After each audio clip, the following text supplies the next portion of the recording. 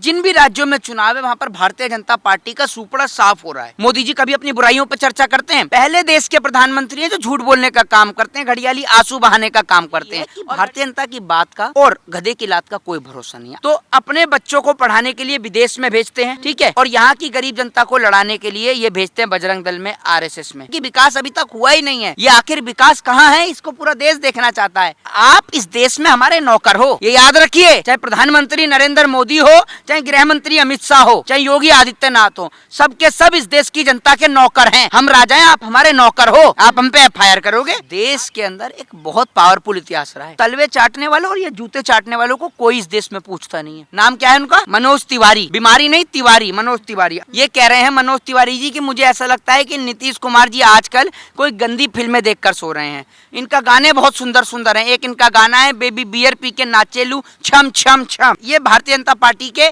सांसद हैं जो कह रहे हैं फटाफट खोल के दिखा। ये बहुत अच्छा गाना है। आपकी तो पूरी मानसिकता ही खराब है। नमस्कार, मैं ब्यूटी गिरी और आप देख रहे हैं नेशनल दस्तक। लोकसभा चुनाव से पहले राज्यों की चुनाव है, 5 राज्यों की चुनाव है और आज दूसरे चरण के चुनाव हो रहे हैं। मध्य प्रदेश में जनता अपनी नेता चुन रही है, मंत्री चुन रही है और यही कुछ बूथ से ऐसी चीज़ें आ रही हैं कि कहीं पे बवाल मच गया, कहीं पे दंगे हो रहे हैं, तो कहीं दिमनी विधानसभा में आपको बता दें कि वहाँ पर ऐसी खबरें आ रही हैं कि फ्रॉड किया जा रहा है। तमाम बातचीत के बाद हमारे साथ बातचीत करने के लिए मौजूद हैं मोहित शर्मा। क्या कहेंगे? लगातार दावे हैं कि हम जीत रहे हैं, बीजेपी अपना कह रही है, कांग्रेस अपना कह रही है। देखिए, एक बात मैं आपको बता देता हूँ, जैसे ही चुनाव का रिजल्ट आएगा, बरनौल का जो स्टॉक है वो आउट ऑफ स्टॉक हो जाएगा। बरनौल एक ऐसी दवा है, जब भारतीय जनता पार्टी और उनके अंधभक्तों को जलन होती है तो उस बरनौल का प्रयोग करते हैं अपनी जलन को मिटाने के लिए। अब मैं आपको बता दूं कि बरनौल का स्टॉक आउट ऑफ स्टॉक किस लिए हो जाएगा, क्योंकि जिन भी राज्यों में चुनाव है वहां पर भारतीय जनता पार्टी का सुपड़ा साफ हो रहा है। ये एक्चुअल रिजल्ट होगा जो देश की जनता के सामने आएगा। एक प्रदेश का मुख्यमंत्री शिवराज सिंह चौहान वो टिकटॉक बनाने में बिजी है, देख रहे हैं ना आप, वो टिकटॉक बनाने में व्यस्त हैं। उन्हीं के प्रदेश में गोली चल रही है। एक नरेंद्र सिंह तोमर, उनके बेटे की आप देख रहे हैं खबर सामने निकल कर आ रही है। उनके बेटे के ऊपर न CBI जांच कर रही है, न ED जांच कर रही है, कोई उनके ऊपर जांच करने को राजी नहीं है। आप देख लीजिए प्रदेशों की स्थिति क्या है। एक जगह देश के प्रधानमंत्री नरेंद्र मोदी जी तेलंगाना के अंदर, जहाँ पर प्रधानमंत्री जी भाषण दे रहे हैं, वहाँ के सिकंदराबाद के अंदर, वहाँ पर एक बेटी जो है वो टावर के ऊपर चढ़ जाती है। प्रधानमंत्री मोदी जी फट से झूठ बोल देते हैं। नीरज चोपड़ा भी क्या फेंकता होगा जो मोदी जी फेंकते हैं, बड़ी कमाल की फेंकते, तुरंत झूठ बोल दिया, बेटा वो शॉर्ट सर्किट हुआ है, नीचे आ जाओ। मोदी जी को सारे बचाने के लिए उसे डरा रहे थे कि नीचे आ जाओ, कुछ दुर्घटना हो सकती है। तो वो बहुत अच्छी बात है कि मोदी जी ने उसको बचाया, लेकिन ये नहीं समझ में आया कि वो लड़की चढ़ी क्यों थी टावर पर। जरा ये बताइए, वो लड़की टावर पर चढ़ी क्यों थी? बताइए ना आप मुझे, क्यों चढ़ी थी लड़की? अपनी मांगे थी, मांगों को लेकर आगे। तो फिर आप एक बात मुझे बताइए, यानी कहने का मतलब ये कि जिस देश का प्रधानमंत्री जनता के समक्ष आके जनता से प्रेस कॉन्फ्रेंस नहीं करता, कि जनता की क्या क्या समस्याएं हैं उनको नहीं सुनता, जनता से डरता है, वो देश के प्रधानमंत्री नरेंद्र मोदी जी हैं। करते तो है मन की बात। मन की बात, एक बात मुझे बताइए, उस मन की बात में हमारे और आपके प्रश्न थोड़ी होते हैं, वो तो अपनी मन की बात करते हैं। अब एक बात मुझे बताइए, मेरे मन में क्या चल रहा है ये आप बता सकती हैं? बता दीजिए अगर आप चल सकती हैं। आप तो बहुत बड़ी अंतर्यामी है मुझे लग रहा है, बता दीजिए। PM जो गवर्नमेंट जो ऐप है वहाँ पर जनता से कनेक्ट होते हैं, वहाँ पर जनता की समस्या सुनते हैं। एक बात उसके बाद मन की मुझे एक बात मुझे बताइए, PM गवर्नमेंट ऐप जो है वो आपको लगता है कि नरेंद्र मोदी जी की बुराइयां दिखाता है? बताइए ना, मोदी जी कभी अपनी बुराइयों पर चर्चा करते हैं? पहले देश के प्रधानमंत्री हैं जो झूठ बोलने का काम करते हैं, घड़ियाली आंसू बहाने का काम करते हैं और घड़ियाल से खेलने का भी काम करते हैं। बचपन में मगरमच्छ पकड़ लाए, बचपन में जहाँ बच्चा चींटी मारने से घबराता है, ये मगरमच्छ पकड़ कर लिया है। तो ये प्रधानमंत्री झूठ नहीं बोलते तो क्या करते हैं? और सबसे बड़ी बात, अपनी पार्टी में नेता भी कुछ इसी प्रकार के छांट के लेके आए हैं। अभी आपने देखा होगा नीतीश कुमार के बयान को लेकर, नीतीश कुमार के बयान पर पूरे में बवाल मचा दिया। नीतीश कुमार का बयान कब का ऑफ हो चुका है, लेकिन अब तक भाजपा और उसका IT सेल पूरी तरीके से लगा हुआ है। आपने देखा कि वो विदेश में रहने वाली एक सिंगर, उसने भी मोदी जी के ऊपर वो क्या कहते हैं, वो नीतीश कुमार के ऊपर कहा है कि आप इस्तीफा दे दीजिए। उसके बाद में जब उससे पेट नहीं भरा तो नरेंद्र मोदी जी ने भी सामने आकर अपना स्पीच दे दिया, और जब उससे भी पेट नहीं भरा तो सारा जिम्मा थमा दिया उनके हाथ में। बेबी बियर पी के नाचे लू छम छम छम। नाम क्या है उनका? मनोज तिवारी। बीमारी नहीं, तिवारी, मनोज तिवारी। अब वो मनोज तिवारी, ये देखिए ये क्या कहते हैं। ऐसा लगता है कि नीतीश जी आजकल कोई गंदी फिल्में देख करके सो रहे हैं। ये कह रहे हैं मनोज तिवारी जी कि मुझे ऐसा लगता है कि नीतीश कुमार जी आजकल कोई गंदी फिल्में देखकर सो रहे हैं। इनका गाने बहुत सुंदर सुंदर हैं। एक इनका गाना है बेबी बियर पी के नाचेलू छम छम छम। ये भारतीय जनता पार्टी के सांसद हैं जो कह रहे हैं फटाफट खोल के दिखा। ये बहुत अच्छा गाना है। आपकी तो पूरी मानसिकता ही खराब ये है कि जी। वो उन्होंने अपने करियर के दौरान किया, फिल्म जब बनाते थे, गाने बनाते थे तब करते थे। भी विधानसभा में, सांसद में जाके ऐसी चीजें तो नहीं कर रहे हैं। अच्छा, तो ये मुझे ये बताइए कि अभी ये जो जब जनसंख्या नियंत्रण बिल आ रहा था जिस पे मनोज तिवारी बड़ी तेजी से बहस कर रहे थे, उसी वक्त मनोज तिवारी तीसरी बार बाप बन जाते हैं, उस पर आप क्या कहेंगी? तो कहने का मतलब और अर्थ सिर्फ यही है कि भारतीय जनता की बात का और गधे की लात का कोई भरोसा नहीं है। आज देश के ऊपर कर्जा वो बढ़ चुका है पहले के मुकाबले। ग्लोबल हंगर इंडेक्स यानी भुखमरी के मामले में भारत का कौन सा स्थान है वो पूरा देश देख रहा है। जिस तरीके से कह रही है कि हम फोन करके पूछ रहे हैं, कोई भूखा नहीं सो रहा। आप लोग झूठी रिपोर्ट को पूरा फैला रहे हैं, जनता को बरगला रहे हैं। ले लेते हैं। स्मृति ईरानी से ये पूछे कि सड़क पर भीख मांगने के वाले के पास में फोन है, और चलो फोन है भी तो उसका नंबर आपके पास कैसे आया? जरा ये तो बताइए। शिवराज सिंह चौहान, आपको याद होगा कि एक के पैर धो रहे थे। अब उस भिखारी से पूछा गया, उस बंदे से पूछा गया जो झुग्गी में रहता था, उस बंदे से पूछा गया कि भाई आपको कुछ मकान मिला, कोई सुविधा मिली? तो कह रहे नहीं। तो कहते कि आपको मुख्यमंत्री ने नंबर तो दिया है, कि नंबर तो दिया लेकिन कोई उठाता ही नहीं है। जब नंबर कोई उठाता नहीं है तो उस नंबर का आदमी करेगा क्या? ये सवाल का जवाब दीजिए ना भाई। दूसरी बात ये है कि जिस तरीके से अभी मध्य प्रदेश के अंदर गोली चल रही है, कहीं पथराव हो रहा है, मुख्यमंत्री क्या कर रहा है ये तो बताइए। राजस्थान में सब शांति है। मुख्यमंत्री तो टिकटॉक बनाने में व्यस्त है। मुख्यमंत्री चलिए मैं आपसे कहता हूँ कि राजस्थान में सब शांति नहीं है, कम से कम वहां का मुख्यमंत्री टिकटॉक तो नहीं बना रहा। अब आप ऐसे मुख्यमंत्री को लेके आएंगे जो टिकटॉक बना रहा है। दूसरी सबसे बड़ी बात, मध्य प्रदेश के अंदर चुनाव की वोटिंग प्रक्रिया जारी है। मैं यही कहना चाहूंगा कि मध्य प्रदेश के जितने भी लोग हैं उनको एक बात समझनी चाहिए और अपने मुख्यमंत्री से पूछना चाहिए कि जिन मध्य प्रदेश के नौजवानों को, जिन युवाओं को आपने बजरंग दल में भेजा, आरएसएस में भेजा, हिंदू युवा वाहिनी में भेजा, उसी बजरंग दल, आरएसएस और हिंदू युवा वाहिनी में आपने अपने बच्चों को क्यों नहीं भेजा? या जो महिला संगठन है उसमें अपनी वाइफ को क्यों नहीं भर्ती कराया? बताइए ना आप मुझे। तो अपने बच्चों को पढ़ाने के लिए विदेश में भेजते हैं, ठीक है, और यहाँ की गरीब जनता को लड़ाने के लिए ये भेजते हैं बजरंग दल में, आरएसएस में।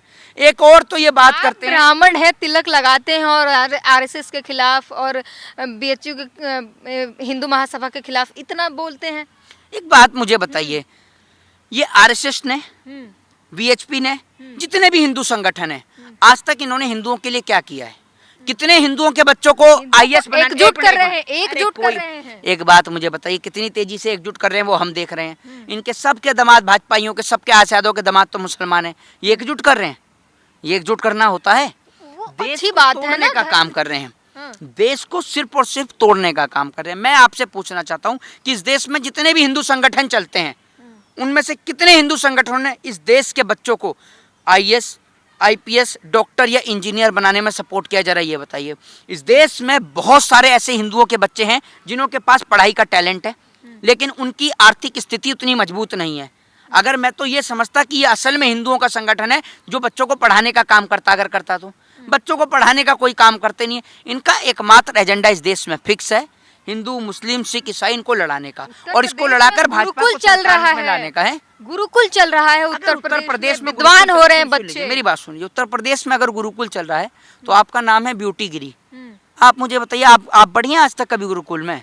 कितने भाजपा नेताओं का नाम गिना दीजिए भैया हमें। कितने भाजपा नेताओं के बच्चे पढ़ रहे हैं गुरुकुल के अंदर? हम भी तो जाने गुरुकुल में कितने बीजेपी नेताओं के बच्चे पढ़ रहे हैं, जरा बताइए। किसी का बच्चा डीपीएस में पढ़ रहा है, किसी का बच्चा कोलंबिया में पढ़ रहा है, बताइए ना, किसी का बच्चा ऑक्सफोर्ड में पढ़ रहा है नेताओं के बच्चे, और आप यहाँ इसको लेके बैठे हैं गुरुकुल को। गुरुकुल में कितने बच्चे पढ़ रहे हैं, जरा ये बताइए ना। खत्म हो जाएगी ना अगर सारे विदेश चले जाएंगे, सारे इंग्लिश मीडियम। एक मिनट मुझे बताइए, संस्कृति तब नहीं, संस्कृति बचाएंगे सिर्फ बीजेपी के हम ही लोग बचाएंगे, बीजेपी के नेता नहीं बचाएंगे संस्कृति। एक बात मुझे बताइए, इतने बीजेपी के नेता, स्मृति ईरानी की बच्ची वो क्यों नहीं पढ़ती गुरुकुल में? पीयूष गोयल के बच्चे वो क्यों नहीं पढ़ते गुरुकुल में? शिवराज सिंह चौहान का बेटा विदेश से क्यों करके आया एलएलबी, गुरुकुल में क्यों नहीं पढ़ाई करता? ये बताइए ना। सरकार में गुरुकुल था नहीं ना, अब गुरुकुल आया है। कांग्रेस की सरकार में तो मेरे को लगता है कि आप पढ़ी भी नहीं होंगी। आपने तो अभी 14 में ही पढ़ाई करी है, और मुझे तो आप देखने में भी 14 साल की लगती हैं। अब मुझे लगता है 5-7 साल की लग रही हैं आप तो। गुरुकुल अब आया है, जब से मोदी योगी की सरकार आई है तब से गुरुकुल आया है। तो आप पहले बता गुरुकुल दीजिए। था ही नहीं, कहाँ अच्छा, से पढ़ेंगे? अच्छा, तो पहले गुरुकुल था ही नहीं।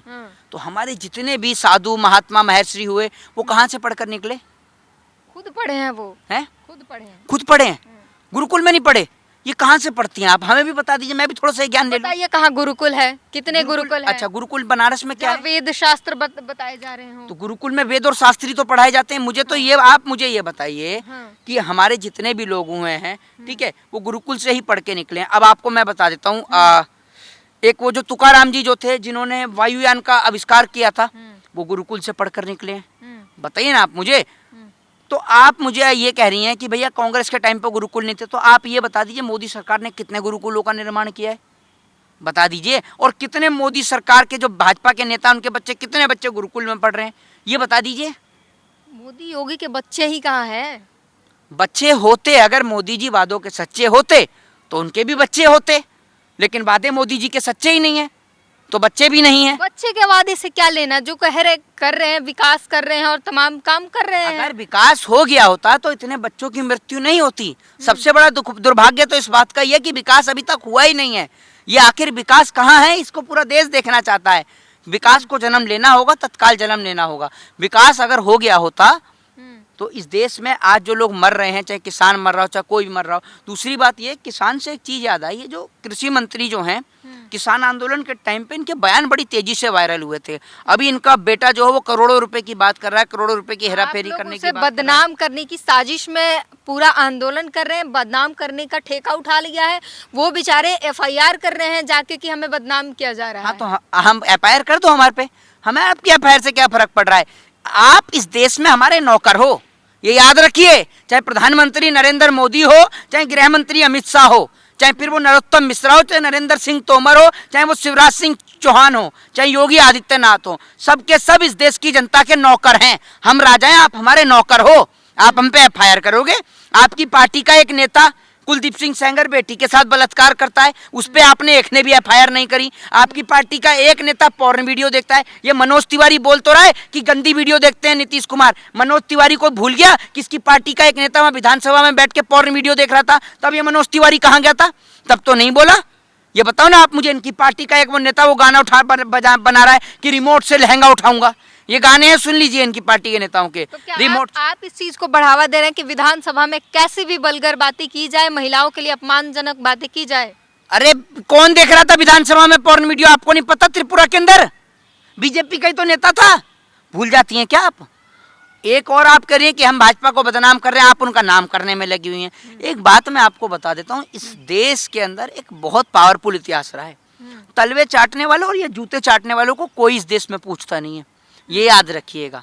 इस देश के अंदर इतिहास में नाम आता है तो भगत सिंह, राजगुरु, सुखदेव, अशफाकुल्ला खां, अब्दुल कलाम आज़ाद, ऐसे लोगों का नाम आता है। इस देश में तलवे जूते चाटने वाले और अंग्रेजों की गुलामी करने वालों का कोई नाम नहीं है इतिहास में, याद रखिएगा। आज ये वो दौर है जिस दौर में पूरा देश देख रहा है कि कौन कौन इस दौर के अंदर इस देश को बचाने के लिए खड़ा है और कौन इसको तबाह करने के लिए खड़ा हुआ है। तो इस देश को तबाह करने के लिए इस देश की मीडिया सर्वोत्तम है, ये याद रखिए। आज वो दौर है जहां विदेशों में डंके बज रहे हैं मोदी के और भारत का नाम बन रहा है। अच्छा। भारत विश्व गुरु बन चुका है। अच्छा। हाँ, विदेश में अलग अलग कंट्री जो है वो भारत के कल्चर अपना रहे हैं। अच्छा, चलिए मुझे ये बता दीजिए, आप कितने विदेश घूम के आई हैं जो वहाँ का आपने कल्चर देख लिया, जरा ये बताइए। चलिए मुझे यही बता दीजिए, अमेरिका की राजधानी क्या है? ऑस्ट्रेलिया की बता दीजिए, आप तो विदेश घूम के आई हैं। वहाँ पे वीडियोस आप नहीं देखते? आप वहाँ के वीडियोस नहीं देखते क्या?